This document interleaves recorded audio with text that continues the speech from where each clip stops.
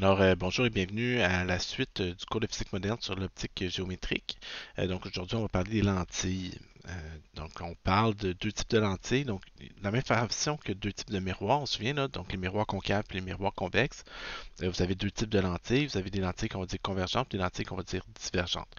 Donc pourquoi divergentes convergentes? Ben, une lentille convergente, c'est une lentille qui a la propriété de faire converger la lumière. Donc si on compare la direction dans laquelle la lumière se dirige sans le passage, avant de passer à travers la lentille, puis après, on voit que le rayon de lumière a tourné vers l'axe optique. Donc on se souvient, l'axe optique, c'est l'axe qui passe par le centre là, ici de la lentille, puis par les foyers. Vous avez par opposition à une lentille divergente, donc ici on trace l'axe optique. Dans une lentille divergente, le rayon de lumière a semblé s'éloigner de l'axe optique. Donc là, ça, c'est une lentille qu'on va dire convergente. J'écris toujours aussi bien. Puis une lentille qu'on va dire divergente ici. OK? Euh, donc, on vous parle que les lentilles ont deux foyers. OK, ça peut sembler un peu bizarre à première vue. Donc, on va voir qu'il y a des parallèles clairs à faire entre les lentilles convergentes et les miroirs concaves, puis entre les lentilles divergentes et les miroirs convexes. Euh, la chose par contre, évidemment, puis je vous apprendrai rien, c'est que les lentilles sont transparentes alors que les miroirs reflètent la lumière. Donc, ça va être légèrement différent.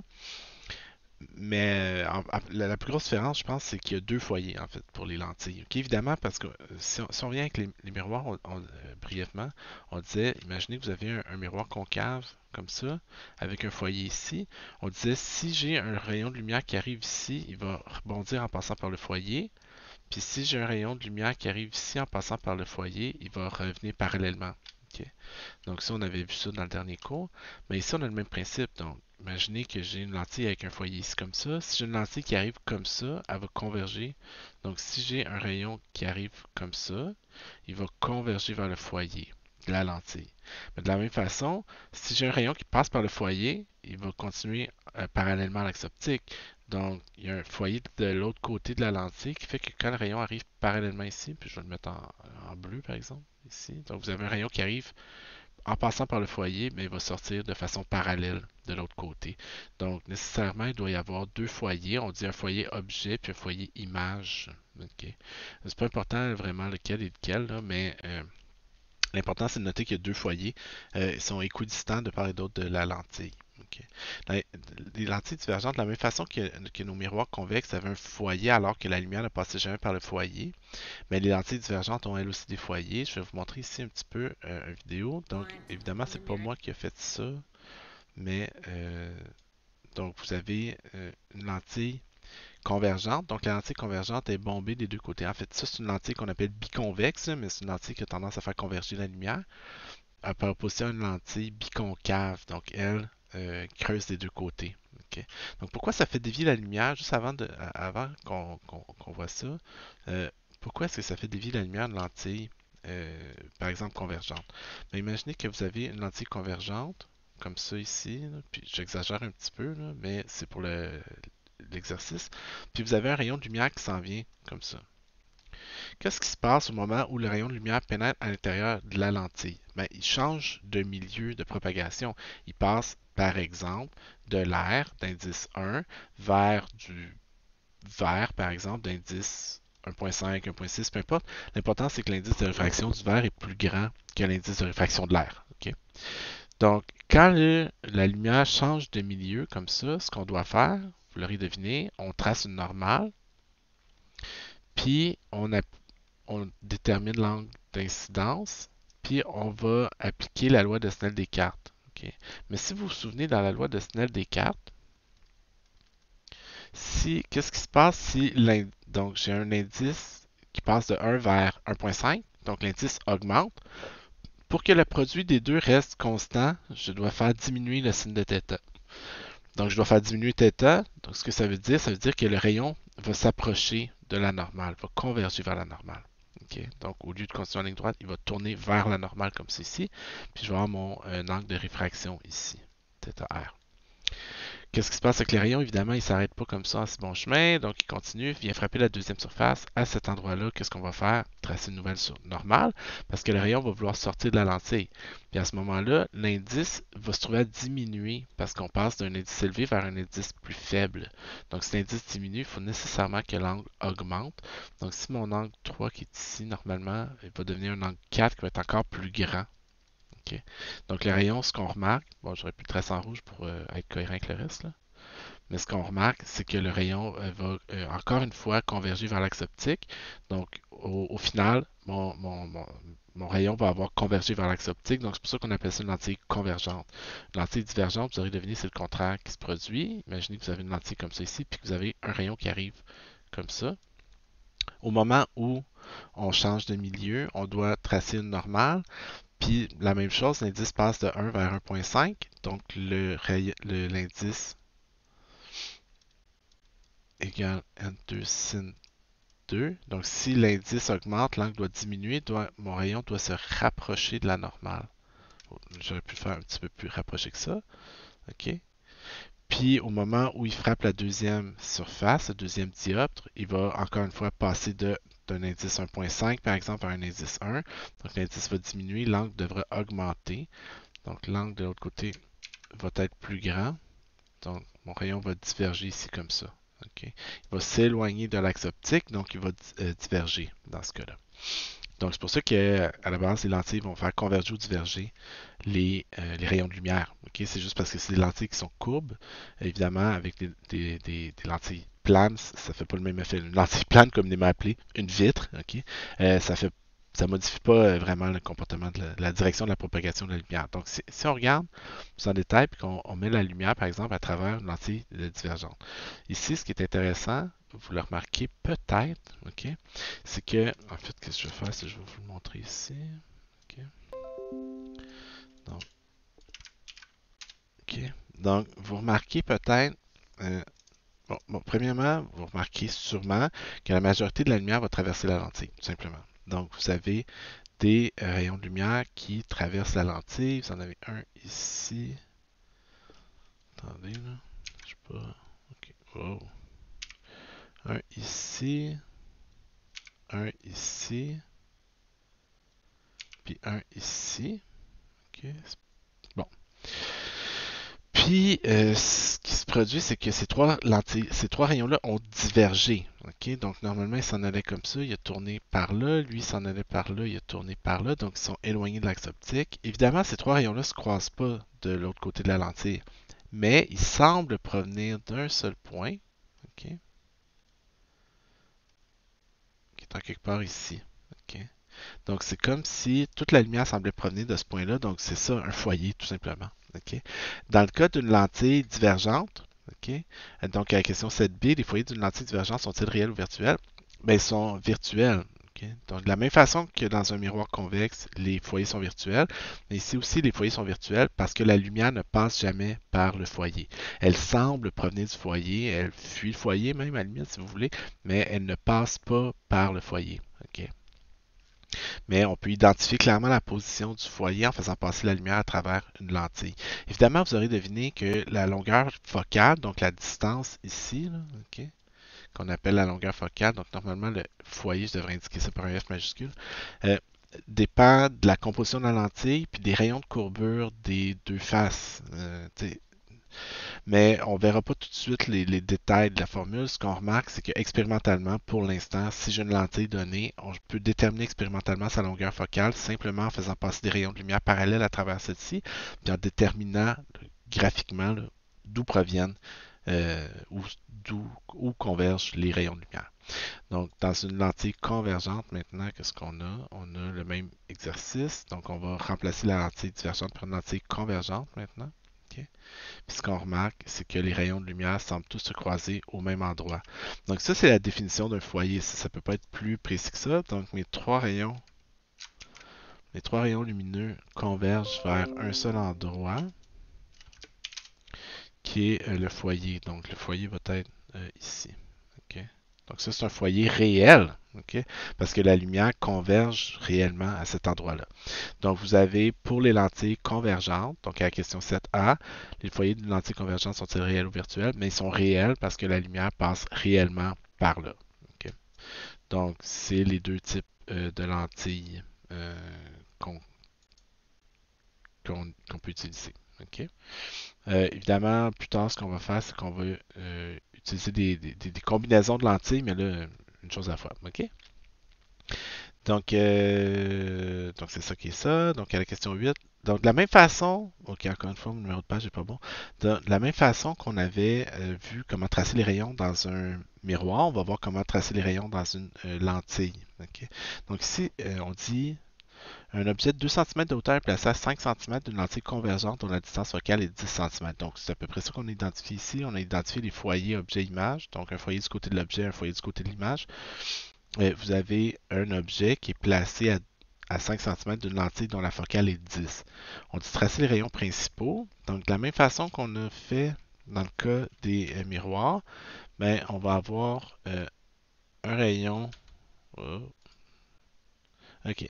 Donc, un rayon qui arrive parallèlement à l'axe optique. Par définition, ce rayon-là va converger vers le foyer. C'est la définition du foyer. Donc, ça, c'est mon premier rayon, parallèle foyer.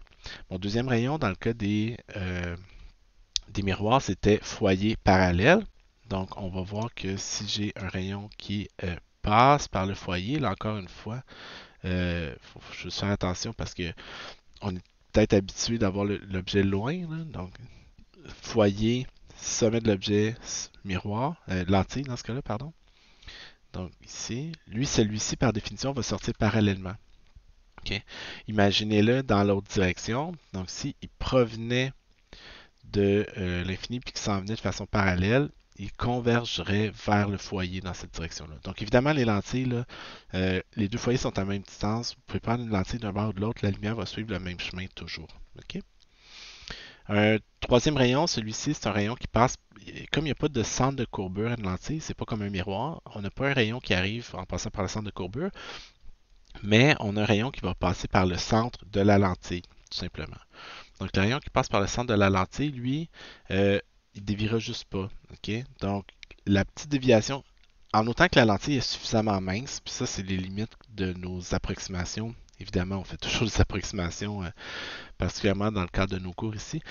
Tant que la lentille est mince, il va avoir la même déviation à l'entrée qui va être compensée par une déviation à la sortie de même grandeur. Donc le rayon va continuer en ligne droite essentiellement.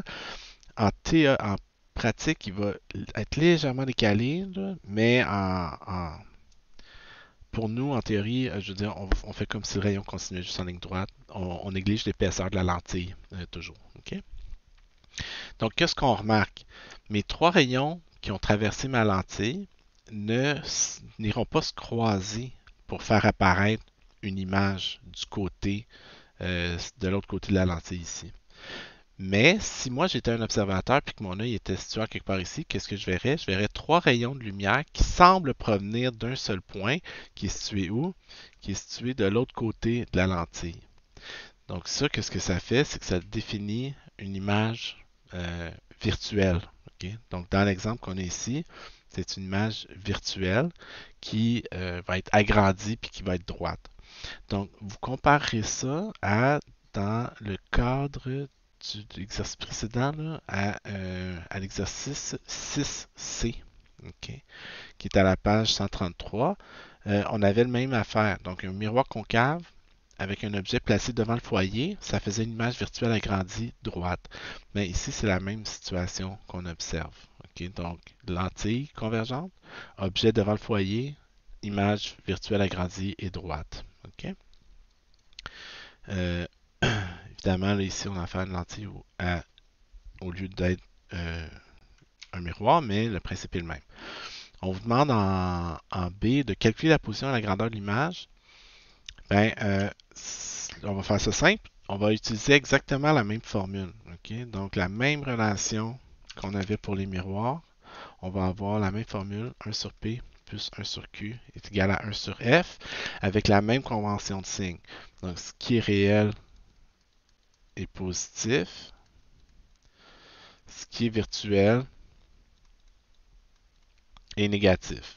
Ici, la seule différence, ok, c'est que comme la lentille laisse passer la lumière, qu'elle soit convergente ou divergente, donc généralement, au niveau de la nomenclature, si on veut, on va utiliser un symbole comme ça pour indiquer une lentille convergente, puis un symbole comme ça pour indiquer une lentille divergente, d'habitude. Ok. Donc évidemment, là, on suppose que la lentille est comme ça ou que la lentille est comme ça ici. Ok, donc lentille convergente en haut, lentille divergente en bas. L'affaire, c'est que comme la lumière traverse les lentilles, ok, on s'entend là-dessus, là? Ok. Ben, ce que je vous invite à faire pour vous habituer avec la convention de signe, c'est qu'au début, mettons, moi je me fais un rayon de lumière qui traverse ma lentille. Puis je me dis, d'un côté, j'ai les objets qui sont réels de ce côté-là, qui émettent de la lumière.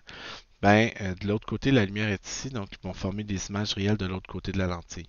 Ok. Parce que la lumière traverse, tout simplement. Donc, si les objets sont réels de ce côté-ci de la lentille, les objets vont être virtuels de ce côté-là de la lentille. Et si les images sont réelles de ce côté-ci de la lentille, les images vont être virtuelles de ce côté-là de la lentille.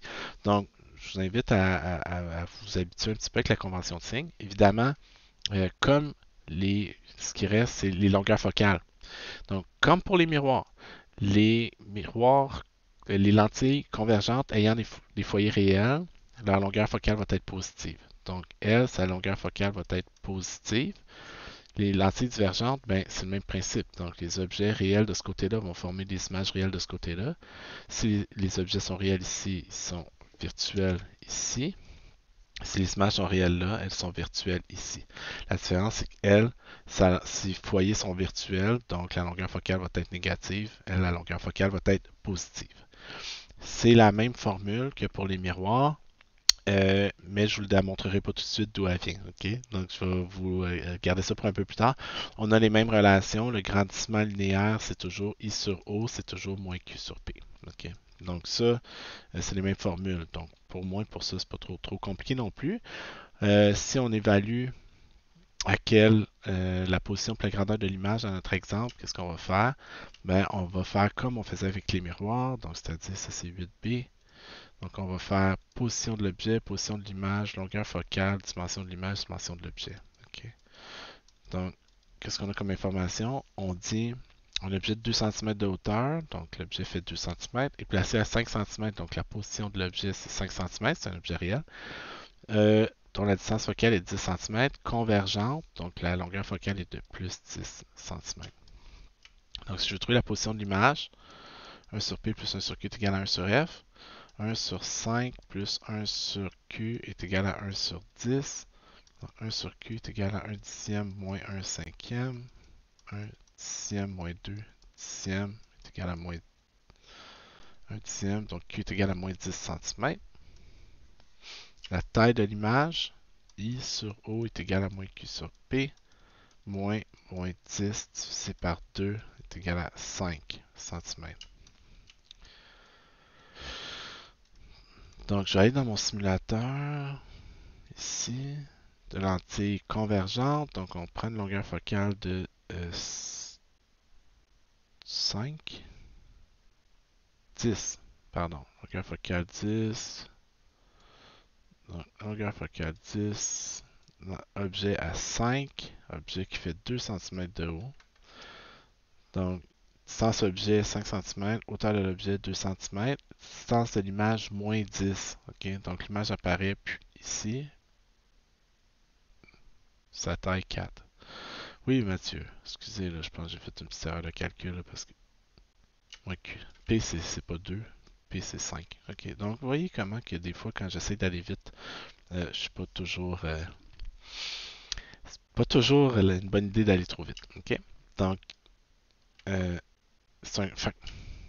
Excusez, on va reprendre ça comme il faut. I sur O est égal à moins Q sur P est égal à moins 10 sur 5 est égal à 2. Donc ça, c'est le facteur de grandissement. Okay? L'image va être 2 fois plus grande que l'objet. L'image va donc être 2 fois plus grande que l'objet, donc mesurer 4 cm. C'est ça qu'on observe dans le simulateur ici. Okay? Moins 10 cm, 4 cm. Donc, euh, Donc c'est ça, c'est une image qui va être virtuelle parce que il n'y a pas de rayon de lumière qui va là. Puis c'est une image droite. Donc encore une fois, de la même façon qu'on avait avec les miroirs, les images virtuelles vont être droites d'un objet réel toujours. OK? Puis je pense que c'était le bout que je vous avais pas montré ou que je vous avais juste dit à voix haute. Supposons que euh, mon objet est réel puis que mon objet est droit. Ok, donc O est positif, P est positif. Mais c'est assez évident que si Q est positif, I va être négatif. Donc si Q est positif, I est négatif. Donc les images réelles sont renversées. Ah. Si Q est négatif, I va être positif. Ok, moins moins ça fait plus. Donc si l'image est virtuelle, l'image va être droite. Ok. Donc les images virtuelles sont toujours droites, les images réelles sont toujours renversées d'un objet réel. Ok, on va voir des objets virtuels. Ça, c'est un petit peu plus weird, là, mais on va voir qu'est-ce que ça veut dire. Donc, si on place en C le même objet à 15 cm de la lentille maintenant. Ok, donc mon simulateur se rend pas jusqu'à 15 cm, là, mais, oh, mais l'important c'est qu'il faut que l'objet soit plus loin que le foyer. Ok, voyons. Ah, c'est ici. Ok. Donc, juste pour le principe, là, ok, on va l'illustrer un peu comme ça.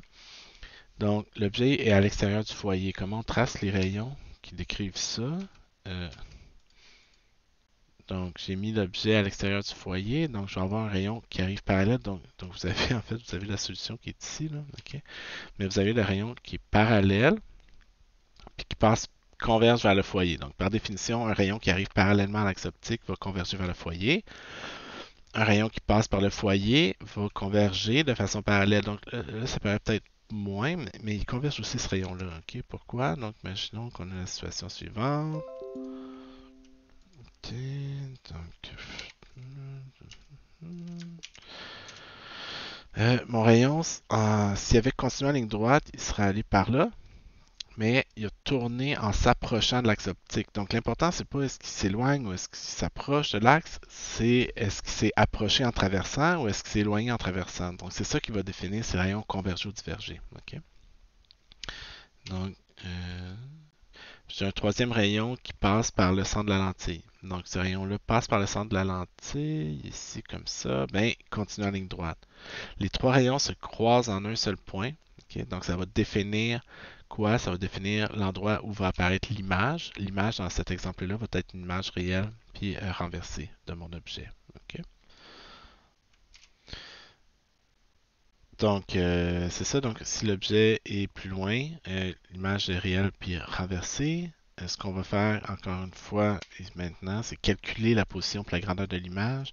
C'est le même exercice. Là. Donc on fait la liste P Q, F, I, O. En fait, je vais vous laisser les faire à un moment donné parce que c'est vraiment trop simple. Donc, 15 cm, où se trouve l'image? La longueur focale est de 5 cm. Ah, là, c'est là que je suis plus sûr. 10 cm. Vous voyez, c'est pour ça que j'aime mieux vous les laisser faire. Là. Des fois, je vais trop 10 cm. Quelle est la taille de l'image si mon objet fait 2 cm? Donc, on prend la même chose. 1 sur P plus 1 sur Q est égal à 1 sur F.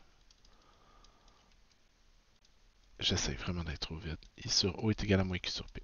Ok. Donc, à partir de ça, on va être capable de trouver la grandeur de l'image. Je vais vous laisser le faire. Si l'objet est à 25 cm de longueur focale plus 10, ça ne changera rien. Donc, au fur et à mesure qu'on éloigne l'objet maintenant, ce qu'on remarque, c'est que l'image va juste rapetisser. On peut le voir ici avec cette simulation-là. Donc, imaginez que... euh, attendez, je vais essayer de trouver des... juste qu'est-ce qui est un peu plat. Ok. Donc, quand l'objet s'éloigne de la lentille, son image devient de plus en plus petite et de plus en plus proche du foyer. Okay? Évidemment, si l'objet était infiniment loin, qu'est-ce que vous pensez qui arriverait? L'image apparaîtrait directement sur le foyer. Okay? Donc, euh, puis on peut s'en rendre compte assez rapidement. Si j'ai 1 sur P plus 1 sur F plus 1 sur Q est égal à 1 sur F, puis que je mets un objet à l'infini, ben, l'image va apparaître où? 1 sur l'infini, ça vaut 0. Je trouve que Q est égal à F, donc ça veut dire que l'image apparaîtrait directement sur le foyer. Donc, plus j'éloigne l'objet, plus l'image se rapproche du foyer. Si mon objet est infiniment loin, l'image apparaîtrait directement par définition sur le foyer. D'ailleurs, qui se donne la peine d'étudier, d'observer des objets qui sont situés infiniment loin? Mais en astronomie, à travers un télescope. Ok? Donc, on voit quand un télescope, c'est ça. Donc, si vous placez une lentille convergente, l'image d'une étoile qui est située infiniment loin va se former directement sur le foyer. On va ensuite placer une deuxième lentille qui va servir de loupe pour agrandir cette image-là, pour produire une image finale qui va être agrandie. Mais chaque chose en son temps. Ok? Euh, donc en reculant, c'est ça qui est peut-être plus intéressant, c'est de voir ce qui se passe au fur et à mesure qu'on déplace l'objet. Donc si je déplace l'objet, j'approche, l'image s'en va de plus en plus loin. Je traverse le foyer, oups, l'image apparaît de l'autre côté maintenant de la lentille. Ok? Donc encore une fois, on a la même chose qui se produisait avec les miroirs. Ok? Euh, hein? Donc mon miroir concave de hier. Ok? Donc si j'approche, donc si j'éloigne l'image du miroir, l'image s'approche du foyer. Donc, excusez, j'éloigne l'objet du miroir, l'image s'approche du foyer de plus en plus. Si je m'approche du foyer, l'image s'éloigne du miroir, puis si je traverse le foyer, l'image apparaît de l'autre côté. Donc, au fur et à mesure que j'approche l'objet de ce côté-ci, l'image s'éloigne. Donc, si j'approche l'objet de ce côté-ci, ok, du foyer, l'image s'éloigne. Ça met une situation. Ça met. Ça met. Ça. Ah! Excusez, là. Hey, my god, que j'ai trop d'affaires ce matin.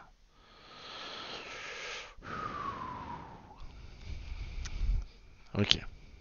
Donc, si je suis près de la lentille, puis que je m'approche. Si je suis près du miroir, puis je m'approche du foyer, l'image virtuelle agrandie devient de plus en plus grande, puis elle s'éloigne.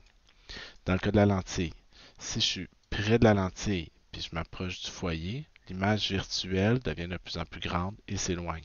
Ok? Donc, c'est la même chose ici. Au cas de la lentille divergente, mais vous allez voir, la lentille divergente joue le même rôle que le miroir convexe. Ok? Donc, pour vous rafraîchir la mémoire, le miroir convexe, qu'est-ce qu'il y a comme propriété? Si mon miroir est convexe, ok, ben on se souvient, les images, peu importe où est l'objet, là, vous remarquez, l'image est toujours entre l'objet et le foyer. Ok? L'image est toujours virtuelle puis droite. Donc, dans le cas d'une lentille divergente, donc ce que je vais faire une lentille divergente, je vais juste changer les foyers de côté. Peu importe où se trouve l'objet, l'image va toujours être virtuelle, droite, entre la lentille et le foyer. Ok? Donc, ça, c'est des propriétés des lentilles divergentes. Euh, Déjà, un petit aperçu. Imaginez que vous avez une personne qui est myope. Ok, là? Donc, ça, comme moi, qui est fortement myope, euh, j'ai des lunettes qui sont des lentilles divergentes. Ok? Pourquoi? Parce que mon œil n'est pas capable de voir infiniment loin. Ok? Donc, si je veux qu'un objet éloigné soit possible d'être vu dans mon champ de vision, ben, un objet éloigné va faire apparaître une image virtuelle droite devant la lentille, près de la lentille. Donc moi, si mon œil est ici, derrière la lentille, qu'est-ce qui se passe? Mon œil ne verra pas l'objet, mon œil va voir l'image de l'objet à travers la lentille. Donc il va voir un objet qui est plus proche, il va voir, pardon, une image qui est plus près de l'œil. Mon œil est capable de faire le foyer à cette distance-là de moi, contrairement à trop loin. Donc ça rapproche les images, puis ça fait en sorte qu'on est capable de voir clairement quand on est myope. Mais bon, encore une fois, chaque chose en son temps. Si on regarde à l'exercice G, on dit vous avez un objet qui est situé à peu près comme ça. Là. Donc, vous avez le foyer d'une lentille divergente. Donc, c'est à peu près la situation qu'on a. Objet, foyer, lentille divergente. Objet, foyer, lentille divergente. On voit que l'image apparaît ici. Comment est-ce qu'on explique la formation d'une image? Donc, ok. Donc, on a un premier rayon parallèle. Ah non, excusez, ça c'est l'exemple qui est le même. Ok. Donc G. Donc on a lentille divergente, rayon parallèle va diverger. Ok. Donc va sembler fuir le foyer ici. Ok. Donc il va diverger comme ça. Ok. Ici j'ai déjà tracé le prolongement. Là. Ok. Le second rayon est un rayon qui s'en va rejoindre le foyer de l'autre côté de la lentille, mais qui diverge en passant à travers la lentille, donc il va continuer de façon parallèle. Donc, vous avez le rayon parallèle foyer, le rayon foyer parallèle, puis vous avez le troisième rayon qui passe par le centre de la lentille. OK? Donc, ce qu'on remarque, c'est que les trois rayons transmis, maintenant, ce pas des rayons réfléchis, c'est des rayons qui ont été transmis à travers la lentille, vont diverger, évidemment, de l'autre côté de la lentille. Donc, moi, si je suis un observateur puis que mon œil est situé de l'autre côté de la lentille là-bas, qu'est-ce que je verrais? J'aurais l'impression que ces trois rayons-là proviennent d'un seul endroit, puis c'est l'endroit où va apparaître pour moi l'image. OK? Donc, je vais faire apparaître une image virtuelle parce qu'il n'y a pas vraiment de lumière qui passe là. Il n'y a que le prolongement des rayons qui sera là. L'image est droite, puis l'image est plus petite. OK? Donc, c'est ce qu'on voyait dans la simulation ici, qui est essentiellement la même affaire. OK? Donc, on dit comment expliquer, comment tracer les rayons. OK? Donc, ici aussi, c'est toujours bien fait. Donc, parallèle, foyer, foyer, parallèle, centre de la lentille, continue en ligne droite. OK? Donc, en H, calculer les positions de l'image et tout. Euh, donc, c'est ça. Donc, calculer la position et la grandeur de l'image, pardon. En fait, la grandeur de l'image, ben, on peut le déterminer là, encore une fois de la même façon avec les deux formules 1 sur P plus 1 sur Q est égal à 1 sur F, puis sur U est égal à moins Q sur P. Plus intéressant pour nous, peut-être, c'est l'exemple suivant. On dit la figure ci-dessous montre un objet situé entre une lentille divergente puis un miroir concave. Déterminer la position de l'image finale lorsque les rayons de lumière qui partent de l'objet sont réfléchis par le miroir puis réfractés par la lentille avant d'atteindre l'observateur. Quelles sont les propriétés de l'image? Okay. Donc, si on regarde ça ici,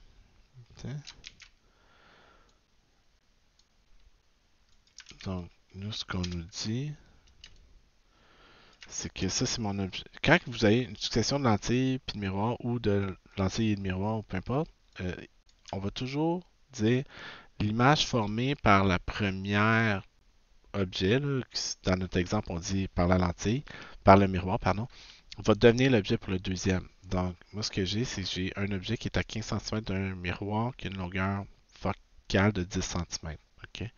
Donc, mon miroir concave ayant un rayon. Donc, première étape, c'est le miroir. Si son rayon de courbure est de 20 cm, ça veut dire que sa longueur focale est de 10 cm. C'est un miroir concave, donc il va être positif. Okay. Donc, si je veux trouver la position de l'image formée, donc j'ai un objet qui est situé à 15 cm d'un miroir dont la longueur focale est de plus 10. Okay. Donc, j'ai un circuit est égal à 1 dixième moins 1 quinzième. Donc, 3 trentième moins 2 trentième est égal à 1 trentième. Okay. Il y a de quoi qui ne marche pas. L'objet est à 15 cm. Excusez. Attendez une seconde, là, je démêle ça. C'est ça, je pensais que je me trompais, puis je me trompe pas. Ok, donc là, il faut quand même. Euh, l'image apparaît à 30 cm. Donc là, ce que ça veut dire, c'est que l'image, normalement, des rayons seraient réfléchis. Mettons ici, puis là, l'image apparaîtrait ici en quelque part. 30, ben là, peu importe, là, oubliez l'œil de la personne. Là. Si ça mesure 20, puis que l'image apparaît 30 cm, ben ça veut dire qu'il y a un 10 cm ici. Là. Ok. Donc, normalement, ok, si on regarde le tracé des rayons, ce qu'on verrait, c'est qu'on irait tracer, oublier la présence de la lentille pour l'instant. OK? Donc, j'ai juste mes trois rayons que je vais utiliser pour produire l'image faite par le miroir. Donc, un premier rayon qui réfléchit en passant. Donc, c'est rayon parallèle foyer, un rayon foyer parallèle, puis un rayon centre de courbure, centre de courbure. OK? Donc, on voit l'image qui apparaîtrait à 30 cm de mon miroir, comme on l'a calculé. C'est une image réelle qui est positive, donc il y a vraiment des rayons de lumière qui vont se croiser à cet endroit-là. Maintenant, ce qui se passe par contre, c'est que la lumière n'a pas le temps de se rendre là. Okay? Pourquoi? Parce que. Oh, le quatrième aussi. Là. Okay? La lumière n'a pas le temps de se rendre là parce qu'on vient mettre une lentille dans le chemin. OK? Donc, normalement, l'image produite par le miroir devient l'objet pour, dans ce cas-ci, la lentille. Mais l'affaire, c'est comme on a coupé les rayons provenant du miroir avec la lentille avant que l'image ait le temps de se former, cette image-là devient un objet virtuel, OK, pour la lentille. Donc, on parlait d'objets virtuels tantôt, ben en voilà un exemple. OK? Donc, mes rayons s'en vont se croiser là, mais avant qu'ils aient le temps de se croiser, voyons, excusez, donc avant que mes rayons aient le temps de se croiser pour former l'image qui devient l'objet, je viens mettre une lentille divergente dans le chemin. Donc, cette lentille divergente-là va jouer, mais maintenant va avoir cet objet-là qui va être un objet virtuel. Pourquoi un objet virtuel, encore une fois? OK, ben, imaginez que vous avez votre lentille divergente, puis maintenant vous avez de la lumière qui la traverse dans ce sens-là. OK? Ben, les objets réels vont former des images réelles de ce côté-là. Évidemment, si les objets sont réels ici, les objets vont être virtuels. Les objets vont être virtuels de ce côté-là, les images vont être virtuelles de ce côté-là. Donc, mon objet, il est où? Mon objet, c'est l'image produite par le miroir qui apparaît ici. Elle apparaît donc du côté des objets virtuels. Donc, encore une fois, là, juste pour qu'on soit clair, la seule façon d'avoir un objet virtuel, c'est que vous avez une première lentille ou un premier miroir qui produit une image. Cette image-là sert d'objet pour la deuxième lentille ou miroir. Puis dans le cas où la deuxième lentille au miroir vient couper les rayons produits par la première lentille au miroir avant que ceci ait le temps de former l'objet, mais c'est à ce moment-là qu'on a un objet virtuel qui va apparaître. OK? Mais sinon, les maths sont les mêmes. Donc, si je veux traiter l'image produite par la lentille divergente, j'ai P, Q, F, I, O. OK? Donc, je cherche P qui est moins 10 cm. Donc, OK. Pourquoi moins 10? Parce qu'ici, j'ai 20 cm qui séparent la lentille du miroir, puis l'image apparaît à 30 cm du miroir. Donc, j'ai un 10 cm ici, qui est mon 10 cm la position virtuelle, la position de l'objet virtuel, pardon. Je cherche mon curseur de souris. Ah, il est là, dans mon troisième écran.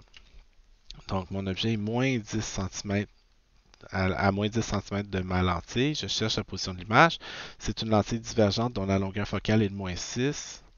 Là, vous calculerez les dimensions de l'image. On va y revenir. Là. OK. Donc, on cherche le grandissement total par la suite. Position de l'image. Donc, j'ai 1 sur P plus 1 sur Q est égal à 1 sur F.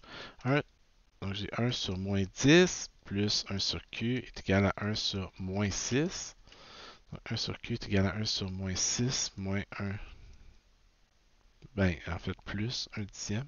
OK. Donc, il faut sur 30. Donc, moins 5, 30 plus 3, 30 qui vaut moins 2, 30. Donc, Q est égal à 15. Moins 15 cm. Donc, l'image apparaît où? OK. L'image apparaît du côté, c'est moins 15, excusez, là, c'est excessivement mal écrit. Donc, moins 15 cm. Donc, l'image apparaît où? L'image apparaît à 15 cm de la lentille, mais du côté virtuel pour la lentille. Donc, si je reviens à ma convention de signe de tantôt, ça veut dire que l'image apparaît ici, okay, à 15 cm de la lentille, du côté virtuel. Okay. L'image, est-ce qu'elle va être droite ou renversée? On va y revenir. L'image, elle va être, en fait, droite par rapport à l'objet parce que c'est une image virtuelle. Donc, si mon objet est renversé, l'image va être renversée elle aussi, mais ça, on va le voir en faisant le tracé des rayons. Le tracé des rayons dans cette situation-là, c'est probablement le plus weird. Juste avant, on va évaluer le grandissement total. OK? Donc, pourquoi? On avait une lentille qui a pris. On a deux objets. On a un miroir, puis on a une lentille. Le grandissement du miroir, c'est moins Q sur P. OK? Du miroir. Puis le grandissement de la lentille, c'est moins Q sur P de la lentille. Donc, ça vaut moins, l'image apparaît à 30 cm sur un objet qui est à 15 cm. Donc le grandissement du miroir, c'est moins 2. Le grandissement de la lentille, c'est moins. L'image apparaît à moins 15 sur un objet qui est moins 10. OK. Donc ça vaut moins 1,5. Le grandissement total, c'est le produit des grossissements. Moins 2 fois moins 1,5 égale à 3.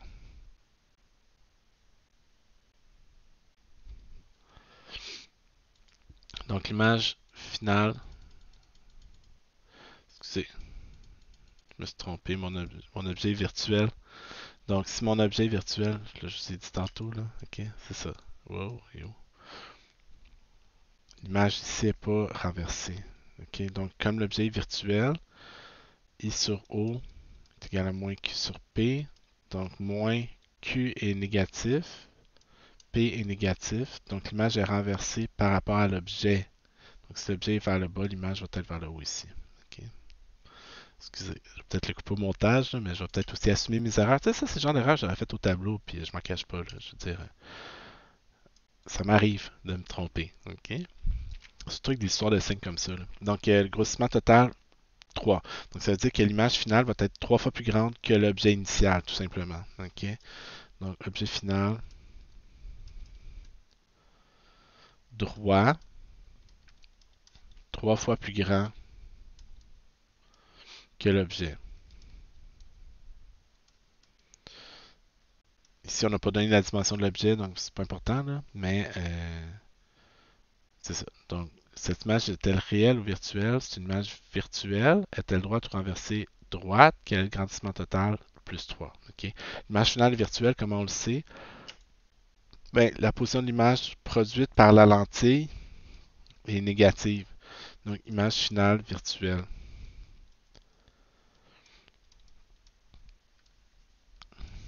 Là où ça devient encore plus flyé, c'est si on trace les rayons. OK? Donc là, tracer les rayons, on va, j'ai mis quoi? Ici, là, je me concentre sur la lentille. Donc, la lentille divergente a une longueur focale de 6 cm. OK? Donc, ici, les petits carrés, c'est une échelle de 2. OK? Donc, 2, 4, 6 cm, un foyer, 6 cm de l'autre côté, un foyer, puis 10 cm, mon objet. Mon objet qui est renversé par rapport à, euh, à l'objet initial, okay? Qui était ici en quelque part là, droit vers le haut. Cet objet est un objet virtuel, on se souvient. Okay? Pourquoi? Parce qu'il y a des rayons de lumière qui s'en viennent former cet objet-là, mais qui divergent en traversant la lentille. Donc, comment est-ce qu'on fait pour tracer les rayons pour un objet virtuel? Ça, je pense, c'est le bout le plus compliqué quasiment dans tout le cours. Là, okay? Donc, on sait que les rayons, c'est parallèle foyer, foyer parallèle, puis centre de la lentille. Okay? Donc, j'ai un rayon qui s'en vient de façon parallèle pour aller tracer le sommet de l'objet. Évidemment, un rayon qui arrive parallèlement à l'axe optique traverse une lentille divergente va diverger en semblant fuir le foyer de la lentille. Donc, ça, c'est mon rayon parallèle foyer.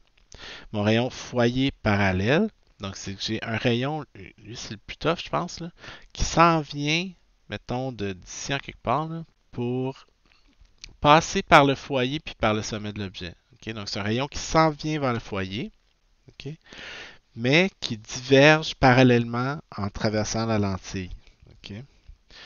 Donc vous avez parallèle foyer, foyer parallèle, puis vous avez centre de la lentille. Donc un autre rayon qui s'en vient en passant par le centre de la lentille pour tracer le sommet de l'objet, puis qui va évidemment continuer en ligne droite parce qu'un rayon qui traverse une lentille en son centre ne dévie tout simplement pas. Donc, mettez-vous à la place de l'observateur. Qu'est-ce qu'il voit? Il voit trois rayons bleus qui divergent devant lui. Donc, lui, il va se dire, ah, parfait, je vois apparaître une image. Cette image-là est dans le prolongement des rayons, OK, qui sont transmis par la lentille. Donc, l'image va apparaître virtuelle, du côté virtuel pour la lentille. Elle va être droite, elle va être plus grande, OK, qui sont les propriétés qu'on avait évaluées pour la lentille. Donc, chaque fois qu'on a une succession de... donc, ça, c'est la partie là, ici. Là, je vous avais laissé de la place pour tracer pour faire les schémas des rayons, là. Donc, vous ferez attention quand vous tracez ça, là. Donc, il faut vraiment tracer indépendamment les deux parce que vous remarquerez que les rayons qu'on a pris pour la deuxième, c'est pas les mêmes rayons qu'on a pris pour la première. OK? Donc, euh, prenez votre temps, faites ça de façon attentionnée. OK? Euh, on dit dans un appareil optique complexe, une image finale est formée après que la lentille ait passé à travers une série de lentilles. On vous donne 4 lentilles. On vous demande de préciser le signe de PQF. OK? Donc ça, c'est un petit exercice. Ça aussi, c'est vraiment un petit exercice pas piqué des verres. OK? Donc si on regarde un petit peu ensemble. euh,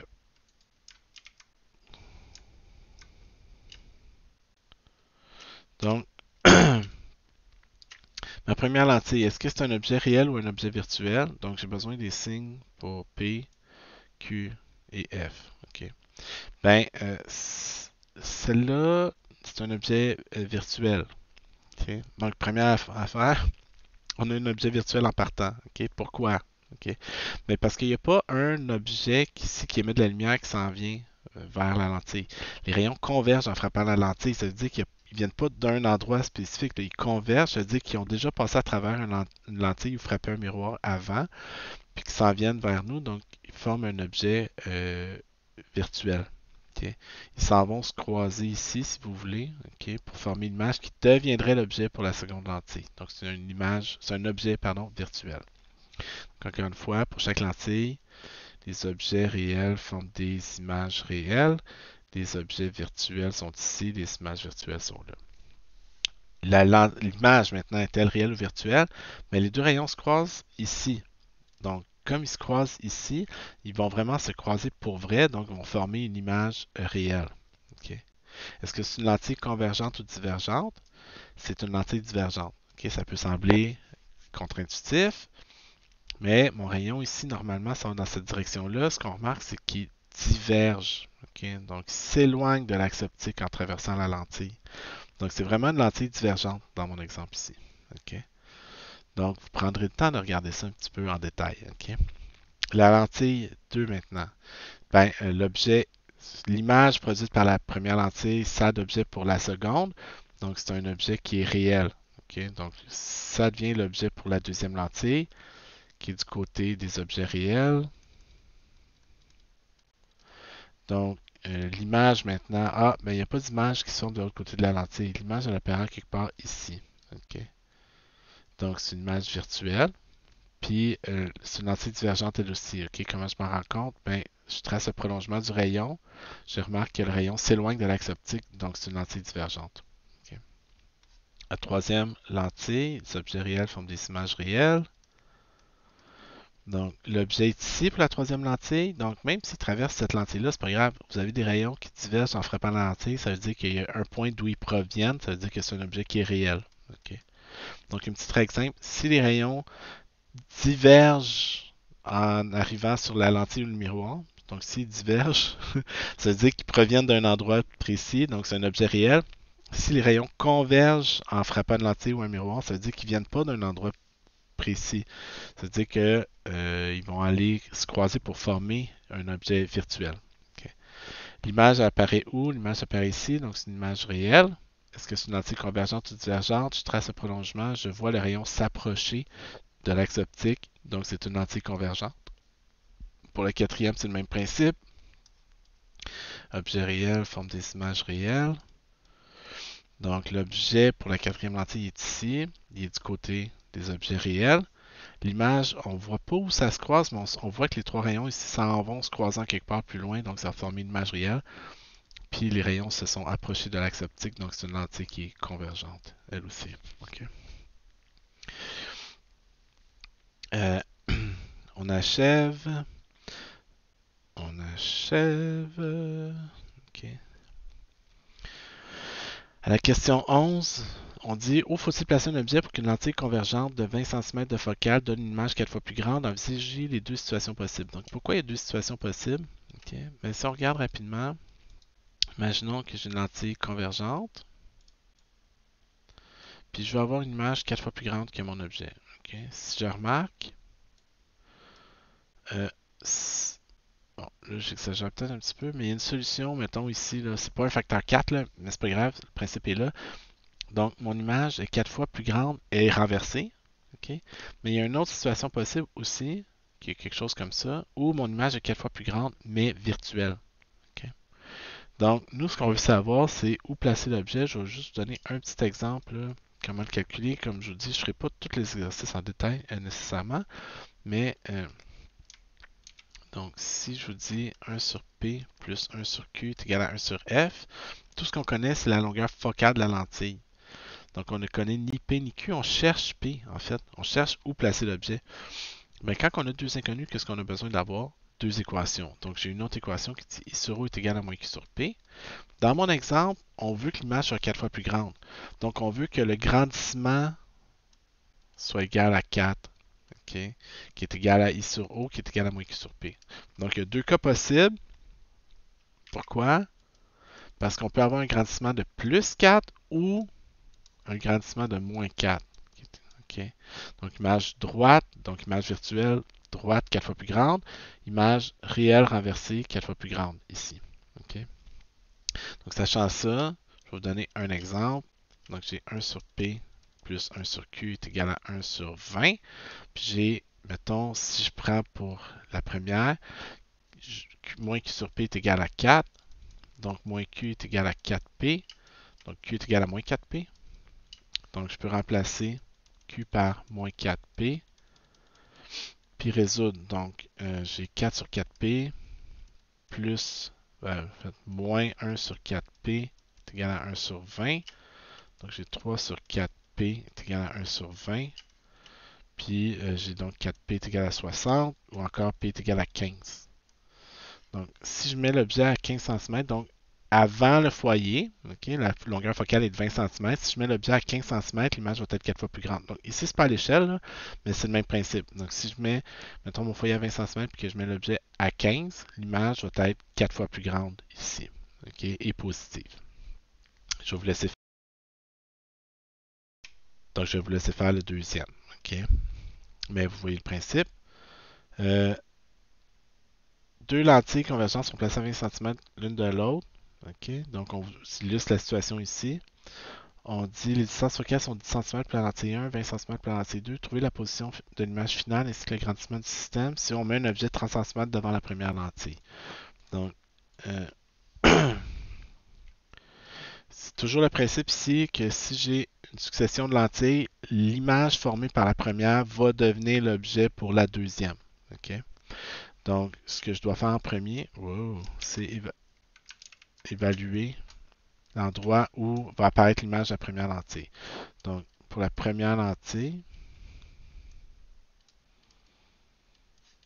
donc j'ai 1 sur P plus 1 sur Q est égal à 1 sur F. Donc, P est égal à 10. Non, l'objet est à 30 cm devant la première. Donc, P est égal à 30. Q, on ne sait pas. F, la première lentille, c'est 10 cm de focale. I et O, on va chercher le grandissement, en fait. Okay? Donc, 1 sur 30 plus 1 sur Q est égal à 1 sur 10. Donc, je peux trouver Q. Donc, ça veut dire que Q est égal à 15 cm, essentiellement. Là, okay? 3 trentièmes moins 1 trentième égale 2 trentièmes. Donc, Q est égal à 15. Donc, ça veut dire que l'image...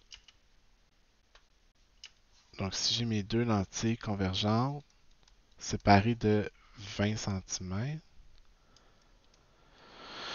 l'image ici va apparaître à 15 cm. Donc, mon objet est à 30. Mon image apparaît à 15. Donc, la position de l'objet, c'est 5 cm par rapport à la deuxième lentille. Donc, pour la deuxième lentille, P2, Q2, F2. Donc, l'objet est à 5 cm du côté réel. Encore une fois, on se souvient, là, je sais, je vais vite. Hein? Okay. Les objets réels font des images réelles ici. Donc, position de l'image 2, c'est ce qu'on cherche. La longueur focale 2, c'est une lentille de 20 cm de focale, convergente aussi, donc positive. Et 1 sur P2 plus 1 sur Q2 est égal à 1 sur F2. 1 sur 5 plus 1 sur Q2 est égal à 1 sur 20. Donc j'ai 1 sur Q2 est égal à 1 sur 20 moins 1 sur 5 1 sur 20 moins 4 sur 20 moins 3 sur 20. Donc Q2 est égal à 6,67 moins 6,67 cm. Donc c'est une image virtuelle euh, qui va être produite à la fin. Okay? Le grandissement total du système, donc l'image apparaît à 6,67 cm 6,67 cm du côté virtuel de la lentille numéro 2, c'est-à-dire ici en quelque part à 6,67 cm. Puis l'image va être, comme l'image ici est renversée, mais l'image elle aussi va être renversée. Donc l'image finale va avoir l'air de ça à peu près. Okay?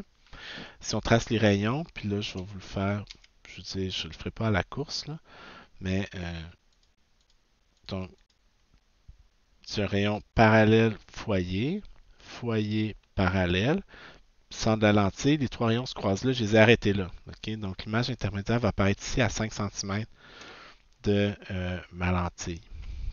Cette image-là devient l'objet de la seconde lentille. Donc j'ai un rayon parallèle qui s'en converger vers le foyer, là, qui n'est pas dans la figure. J'ai un rayon qui arrive du foyer de la deuxième lentille, puis qui continue de façon parallèle, puis j'ai un rayon qui passe par le centre de la lentille. Donc, centre de la lentille, parallèle foyer, foyer parallèle. Je prolonge les trois rayons pour trouver l'image finale qui apparaît à moins 6,67 cm. Donc, du côté virtuel pour la lentille numéro 2. Donc, si on cherche le grandissement du système, bien, ici on a deux lentilles. Donc, le grandissement total, c'est le produit des grandissements individuels. Donc, j'ai moins Q1 sur P1 fois moins Q2 sur P2. Donc, j'ai moins 15 sur 30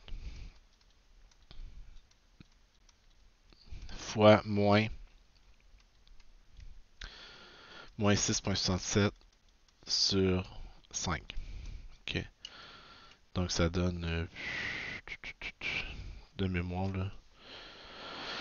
Ça, c'est 20 tiers. Donc 15 fois 20 sur 30 fois 3 fois 5. 15 sur 15. Donc 2 tiers. OK. Moins 2 tiers. Grossissement total, moins 0,67. J'ai pas le goût de sortir ma calculatrice, là, c'est terrible. OK. Oh, excusez, je fais tout ce calcul-là encore une fois. Ici, donc je vous montre le calcul. Donc, le grossissement total est le produit des grossissements individuels. Le premier, c'est moins Q1 sur P1, le deuxième, moins Q2 sur P2. Donc, l'image paraît réelle 15 sur 30 cm, moins 6,67 sur 5. Le produit de tout ça donne moins 0,67, okay, qui est le grossissement total. Puis l'exemple suivant, ben, je vous laisse tracer les rayons là, pour le voir. Puis l'exercice 14, ici, en fait, on va juste réfléchir un petit peu comment peut-on déterminer la longueur focale d'un miroir convexe. Okay? Donc, je veux dire, c'est sûr que comme j'ai fait dans la petite vidéo, on voyait le miroir convexe, on voyait les rayons être réfléchis. Là, j'ai fait un screenshot, j'ai tracé les rayons, j'ai regardé où les rayons allaient se croiser. Okay? Ben, ici, c'est pas toujours nécessairement aussi simple que ça, mais il y a une façon relativement simple de le faire, c'est avec deux miroirs. Donc, si vous avez un miroir sphérique, là, vraiment une boule miroir, puis vous voulez déterminer son rayon de sa distance focale, par exemple, ben, c'est qu'on va placer un objet devant le miroir, puis on va bouger le miroir, un miroir plan, puis un miroir sphérique, on va les déplacer jusqu'à temps que la position des deux images va coïncider. Donc, comment on fait pour savoir qu'ils coïncident? Ben, c'est qu'on tasse la tête comme ça, puis il n'y a pas d'effet de parallaxe. Donc, les deux images là, sont vraiment à la même distance de nous. Donc, on dit, après un tel ajustement, on note les distances suivantes entre les composantes du problème. Donc, vous avez un objet 24 cm devant un miroir plat, qui est lui 16 cm devant le miroir sphérique. Trouver la longueur focale du miroir convexe. Ça, c'est un bon petit exercice. OK? Moi, si j'ai mon objet qui est ici, mon miroir plat qui est là, puis mon miroir courbe qui est là, ben je sais que si mon objet est à 24 cm devant un miroir plat, l'image va apparaître 24 cm derrière mon miroir plat. OK? Mais il y a 16 cm qui séparent ici les deux, donc ça, puis que les deux images sont à la même position, ça veut dire que mon image virtuelle produite par mon miroir est à moins 8 cm du miroir sphérique. Donc, si je regarde pour le miroir sphérique, j'ai besoin P, Q et je cherche F. Donc, je sais que l'objet est à 40 cm du miroir sphérique, que l'image apparaît à moins 8 cm. Okay. Quelle est la longueur focale? 1 sur 40 plus 1 sur moins 8 est égal à 1 sur F. 1 sur 40 moins 5 sur 40 est égal à 1 sur F. Donc la longueur focale est égale à moins 10 cm. Okay, donc c'est moins 4 sur 40, 1 sur 10, F est égal à 10 cm. Donc pourquoi? Parce que les deux images coïncident, les deux images sont au même endroit. Puis je sais que le miroir plat, si l'objet est à P cm, l'image va apparaître à P cm de l'autre côté. Okay, on se souvient, je suis sûr que je n'ai discuté un miroir plat, c'est un miroir qui a un rayon de courbure infini. Okay? Donc une longueur focale infinie. Mon miroir plat a une longueur focale infinie. Ce que ça veut dire, c'est que 1 sur P plus 1 sur Q est égal à 1 sur F. Puis F est égal à l'infini. Donc 1 sur F est égal à 0. Donc si 1 sur P plus 1 sur Q est égal à 0, ça veut dire que Q est égal à moins P. Donc si mon objet est à P cm, l'image va être à moins P cm. Donc ça va être une image virtuelle à la même distance du miroir que l'objet se trouve du miroir. Okay. Pourquoi le rayon de courbure est infini? Ben, ça aussi, je pense que j'en avais discuté. Prenez une sphère. Plus la sphère est grosse, plus son rayon est grand. Okay, à un moment donné, moins on voit la courbure. Okay, l'exemple de la Terre. La Terre, c'est une sphère de 6200 km de rayon à peu près. On ne voit pas la courbure de la Terre, mais il y a du monde qui utilise ça comme un argument pour soi-disant prétendre que la Terre est plate. Là. On n'embarquera pas là-dedans. Là. Mais c'est juste parce que son rayon de courbure est trop grand. Okay? Plus le rayon de courbure est grand, moins on la voit. À un moment donné, si on voit quelque chose de plat, c'est quasiment comme s'il y avait un rayon de courbure infini. Okay? Donc un miroir plat, c'est un miroir sphérique qui a un rayon de courbure infini. On dit les images sont alors équidistantes, mais pas nécessairement identiques. Laquelle des esquisses suivantes représente le mieux l'image produite? Mais ce qu'on sait, c'est que les images virtuelles sont toujours droites. Okay? Donc, c'est sûr que ça ne peut pas être. Attendez une seconde. Là. Okay.